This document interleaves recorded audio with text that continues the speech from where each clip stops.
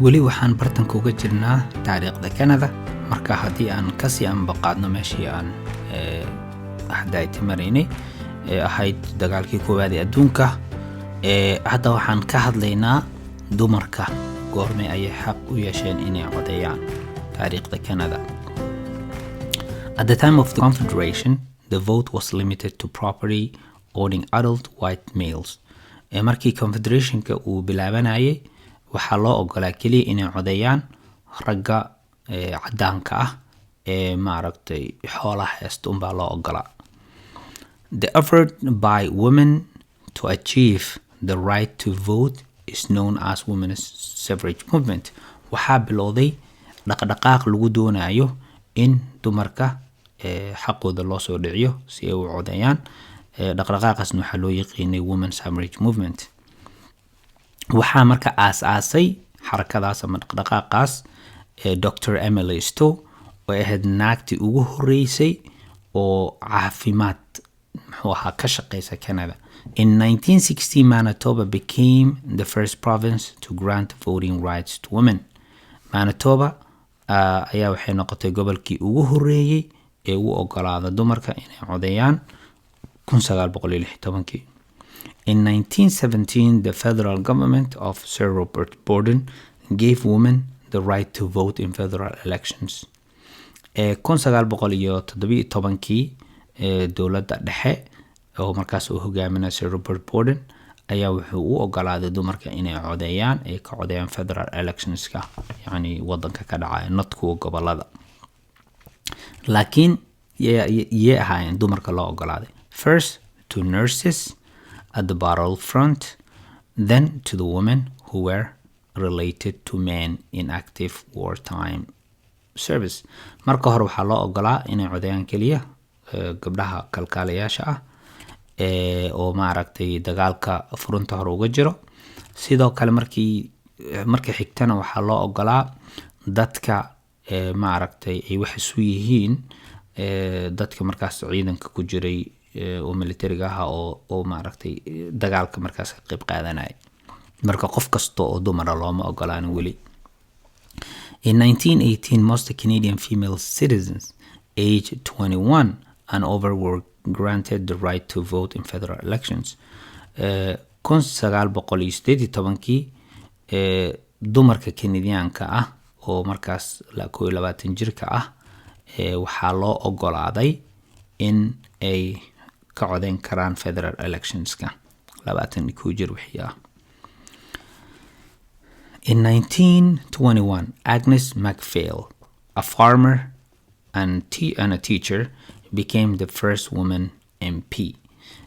naag ahayd muxuu ahaa beeraley macalimadna ahayd oo magaceed la dhahay Agnes MacPhail ayaa waxay noqotay xildhibaankii ugu horeeyay oo gabar ah ama dumar ah 1921. marka waa dareemi kartaa dhaqdhaqaaqi markuu soo bilowday muxuu ahaa natiijooyin badan oo isxigxigo ayaa ka yimid. marka dadaal kasto wuxuu leeyahay miro dhalkiisa. Quebec granted women the vote in 1940. Canada, Quebec gobolka la yiraahdo wuxuu ogolaaday dumarka inay codeeyaan 1940. yani waqti aad u dambe ahayd 20 sano iyo kasii badan. More than 3,000 nurses, nicknamed Bluebirds, served in the Royal Canadian Army Medical Corps, 2,500 of them overseas. in ka badan 3,000 oo kalkaaliyo oo markaas loogu naynaasi jiray Bluebirds ayaa waxay ka tirsanayeen dabcan ciidanka oo muxuu ahaa militariga Canada qaybta waliba caafimaadka. 2,500 oo kamid ah waxay dabcan la socdeen ciidanka dibadda joogo oo dibadda ka dagaalamay. Canadians remember the sacrifices of our veterans and brave fallen in all wars each year on November 11, Remembrance Day. طبعا Canada waxay soo xasuusataa dadka maaragtay u huray naftooda oo veteranska ah ayay soo xasuustaan sanad kasto iyo kuwii ku dhintay dagaalkaas November 12 markay tahay maalinkaas waxaa loo yaqaanaa Remembrance Day, maalinta xusuusta oo lagu soo xasuusanayo dadkaas. Canadians wear the red poppy and observe a moment of silence at the 11th hour of the 11th day of the 11th month to honor the sacrifices of over 1 million brave men and women who served and the 110,000 who have given their lives. Canadianka markii la joogo November 11keeda waxay xirtaan ubaxan loo yaqaano poppyga ayay xirtaan si ay maaragtay u soo xasuustaan dadkaas. Sidoo kale waxay ay sameeyaan 1 daqiiqo oo aamusnaan ah saacada markay marayso 11ka maalinta ay tahay November 11keeda bishana ay tahay November oo ah iyadana bishii 11aad si ay u maaragtay u sharfaan dadka maaragtay wadankan u soo huray muxuu ahaa dhigooda.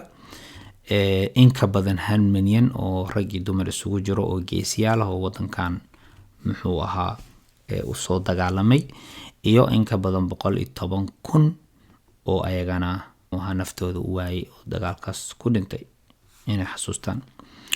Canadian Medical Officer Lieutenant Colonel John McRae composed the poem in Flinders Fields in 1915. Ninkan la yiraahdo John McRae oo asigana ahaa nin muxuu ahaa dhakhtar ah oo ciidankana ka tirsan ayaa wuxuu curiyay gabay la yiraahdo in Flinders Fields 1915. It's often recited on Remembrance Day. Gabaygaasna waxaa la akhriyaa maalinta Remembrance Day ah ayaa la akhriyaa. Between the wars marka intaas waxaan ka soo hadalnay dumarka iyo muxuu halgankii ay u soo galeen in ay maanta ay ku raaxaystaan muxuu ahaa xaqa ah inay codeyn karaan iyo dagaaladii iyo si ay uga soo qayb qaateen. Between the wars intii u dhaxaysay dagaaladii. After the First World War, the British Empire evolved into a free association of states known as British Commonwealth of Nations. dagaalkii koowaad kadib boqortooyada Ingiriiska waxay sameeyeen association oo macnaha dawlad isu tagay ah oo loo yaqaan British Commonwealth Nations loo yaqaano. Marka waxaa kamid ah wadamadaas oo Commonwealth-ga loo yaqaano oo maaragtay Britishka uu sameeyay waxa wadamadan hadda halkan ku qoran. The stock market crash of 1929, however, led to the Great Depression or the Dirty 30s. markii suuqa maaragtay oo u burburay oo maaragtay ganacsigii iyo wixii dhan ay hoos u dhaceen 1929kii waxay taas sababtay the Great Depression ayay sababtay oo ah niyad weyn oo dadka ku dhacay ama the Dirty 30s ayaa loo yaqaanaa. Unemployment reached 27% in 1933 and many businesses were wiped out. Shaqo la'aanta waxay gaartay 27% 1933 ganacsiyo badanna suuqa ayay ka baxeen. Farmers in Western Canada were hit hardest by low grain prices and terrible drought. Dadka maaragtay beeraleyda ah oo dhinacan galbeedka Canada degan ayagana aad iyo aad ayay jug u soo gaartay. Sababtana waxay ahayd muxuu ahaa waxaa hoos u dhacay qiimaha waxyaabaha ay ayaga soo saaraan. Sidoo kale waxaa jirtay terrible drought abaar oo aad u xun ayaa jirtay. There was growing demand for the government to create a social safety net with a minimum wage as a standard work week and programs such as unemployment insurance. Dadkii waxay maaragtay bilaabeen inay dawladda ka dalbadaan in ay sameyso social safety net, yani shabakad oo maaragtay dadka haddii shaqo la'aan ay ku dhacdo oo u damaanad qaadayso oo u sameynayso wax la yiraahdo unemployment insurance. Immigration dropped and many refugees were turned away. طبعا muxuu dadkii u soo hijroonay wadankan way yaraadeen hoose u dhaceen sababta wadankii waxaaba ka jiraba depression ka jiro abaaraba ka jirtaba qaar kale xitaa weli isku soo biimiyay oo wadanka imaado dagaalo ka soo cararayna dib ayaa loo celiyay dadkii dib loo celiyay waxa kamid ahaa yahuud ayaa kamid ahaa oo markaas ka soo cararayay dagaalkii Naziga ee Jarmalka oo uu hogaaminayay Adolf Hitler 1939 The D-Day invasion June 6 1944 In order to defeat Nazism and fascism, the Allies invaded Nazi-occupied Europe. Si marka loo jabiyo fascistaha sida loo maaragtay jabiyo isbahaysiga muxuu ahaa kamid ahaa Ingiriiska waxay weerareen meelaha ay Europe ku taalo oo ay haystaan Naziga ay weerareen. Canadians took part in the liberation of Italy in 1943 to 44. Canada waxay qayb ka ahaayeen xureynta Talyaani 1943 ilaa 1944 waa dagaalkii labaad ee adduunka.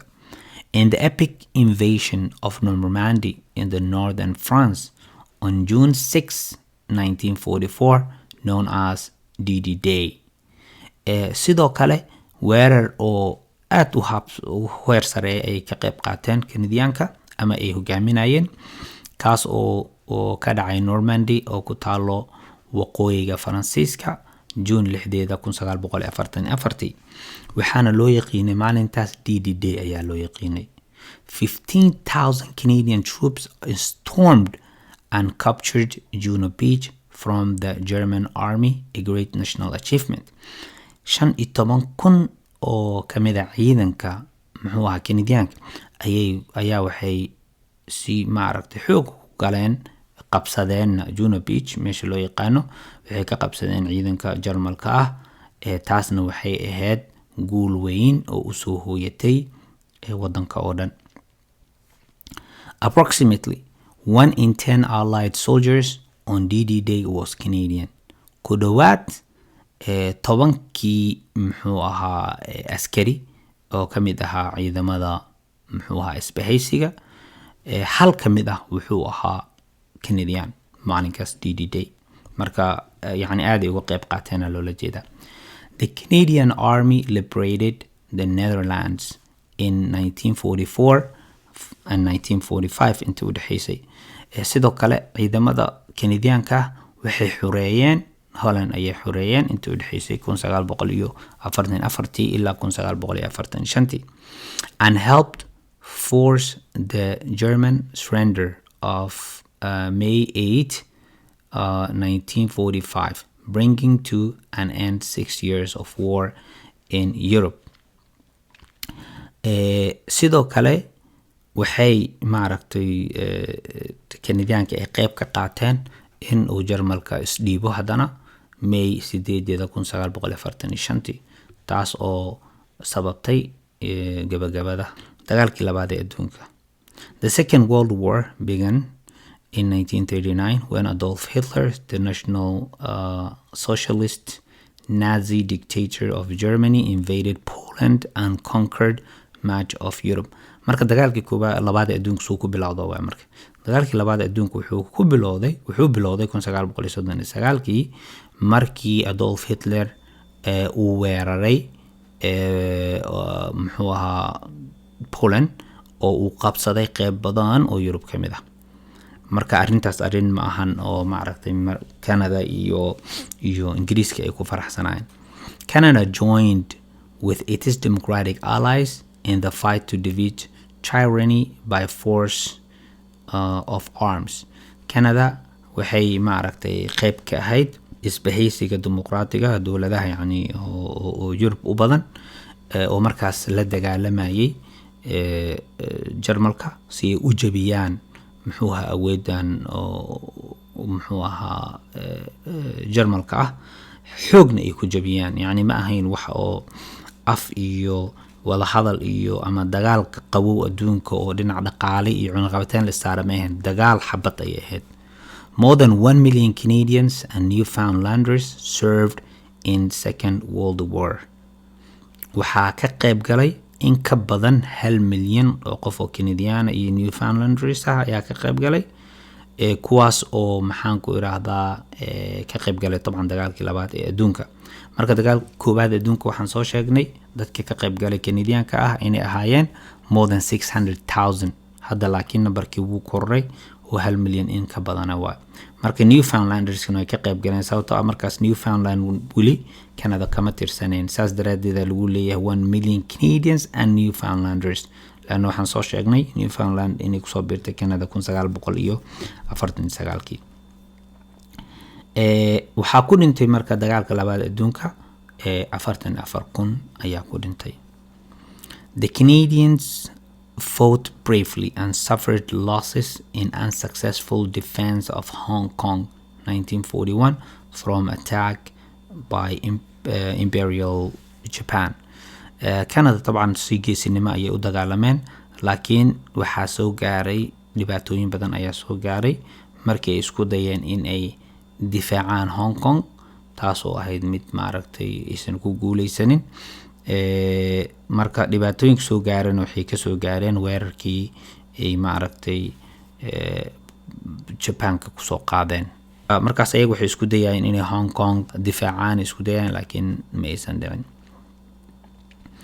Canada markaas xoogaa yar way ku adkeed inay dagaalkaas labaad adduunka qayb qaataan, maba ay rabinba inay ka qayb qaataan sababtoo ah waxay ilaalinayeen dhinacan Faransiiska dad, maadaama dad Canadian Faransiis ay jiraan. marka xoogaa yar xaalad ku adag ayay ku ahayd dagaalkaas oo weliba gaar ahaan arrintan sheeg Hong Kong. At the end of the Second World War, Canada had the third largest navy in the world. markii dagaalkii labaad adduunka uu dhamaaday, Canada waxay noqdeen awoodda saddexaad ee ugu ballaaran ciidanka badda adduunka oo dhan. markii ciidamada badda adduunka dhan markii la isku keeno, Canada waxay noqotay ciidankeeda ciidanka saddexaad ayuu noqday ugu ballaaran. In the Pacific War, Japan invaded the Aleutian Island, attacked a lighthouse on Vancouver Island, launched fire balloons over BC and the prairies, and grossly maltreated Canadian prisoners of war captured at Hong Kong. dagaalkii Pacifica ee dhinacaas maaragtay badda Pacifica ka dhacayay, Japan waxay maaragtay kusoo duuleen jasiiradan Aleutian la yiraahdo ayay kusoo duuleen. waxayna weerareen sidoo kale lighthouse-ka, dabcan meesha oo maaragtay maraakiibta iyo laga waardiyo oo bad soo galaa laga arkaayo oo Vancouver Island, jasiirada Vancouver ku taal ayay soo weerareen. sidoo kale launched fire balloons over BC. sidoo kale waxaan fire balloonska la yiraahdo oo maaragtay waxyaabo qarxa ay ku xiran yihiin waxay ku soo sii daayeen British Columbia iyo Prairie Provinceska saan hore soo sheegnay waa Saskatchewan, Manitoba iyo Alberta. sidoo kale waxay si xun ula dhaqmeen dadka maxaabiista ahaa oo Canadianka ahaa oo dagaalkii Hong Kong lagu qabtay, si xun ayay iyagana ula dhaqmeen. Japan surrendered on August 14, 1945. Japan waxay isdhiibeen 1945 August 14keeda, the end of 4 years of war in the Pacific. taasna waxay ahayd dhamaadkii dagaalkii 4 sano socday ka socday dhinacaas iyo badda Pacifica. Regrettably, nasiib daro, the state of war and public opinion in BC led to forcible relocation of Canadians of Japanese origin by the federal government and the sale of their property without compensation. nasiib daro, maadaama markaas lagu jiray waqti dagaala lagu jiray, public opinion, yani dadka shacabka ra'yigoodana maaragtay uu markaas dabcan aad ay u kacsanayeen, wuxuu sababay in dadka asalkooda Japanese yihiin laakiin oo Canadianka ah in maaragtay si qasab ah guryahooda looga saaro oona la iibiyo guryahooda ayagoo wax magdhow ah la siinin. marka gurihiin waa la iibiyey, wadankiina waa laga saaray, wax magdhowaana lama siinin. sababta loo yeelaan waxay ahayd cadowtinimada markaas ka dhaxaysay Canada iyo Japan daraadeed. marka dadkan dad dagaal ku jira maysan ahayn. The government of Canada apologized in 1988 for wartime wrongs and compensated victims. Canada waxay maaragtay raaligelin ka bixisay arrintaas waxyaabihii qaladaadka dhacay dagaalada intii lagu jiray 1988 waxayna sidoo kale siisay compensation magdhow ayay waxay siisay dadkii dhibanayaasha ahaa. طبعا waa taariikh aad u dheer laakiin ma u baahna in aad looga walwalo. taariikhahan tirada badanna anigu ismalihi in laga walwalo inay tahay, laakiin waxaa muhiim ah in la fahmo taariikhda Canada maadaama aan nahay dad oo Canada ku nool, adinkana aad tihiin dad rabo in Canadian ay noqdaan. marka maadaama aad rabtaan wadanka inaad qayb ka noqotaan waa inaad maaragtay taariikhdiisa aad barataan. taariikhaha qaarka ugu muhiimsan waxaan isleeyahay 1967 Canada markay wadan noqotay, 1812 markay Mareykanka isku dayeen inay wadankan qabsadaan. sidoo kale waxaa ka mid ah taariikhaha maaragtay waqtigii dagaalka koowaad adduunka uu dhacay 1914 ilaa 1918 dagaalkii labaad adduunka 1939 ilaa 1945. marka taariikhaha badanaa waqti badan hasaga luminina inaad xifdisaan, laakiin haddana kuwa ugu muhiimsan oo micno badan ugu fadhiya Canada sida maaragtay Quebec Act 1774 iyo maxaan ku idhaahdaa taariikhaha maaragtay sida kuley waa arki doonaa taariikh kala arki doonaa sida 1969 oo Language Act iyo kuwaas ayaa muhiim ah. marka insha Allah taala wax badan inaad ka walwashaan uma baahnidin insha Allah. halkaas ayaan kusoo gabagabeynayna casharkan maanta. aad ayaad u mahadsantihiin. intii aan ugu kulmi doono cashar kale waxaan idin rajaynayaa maalin wanaagsan, habeen wanaagsan. Assalaamu calaykum.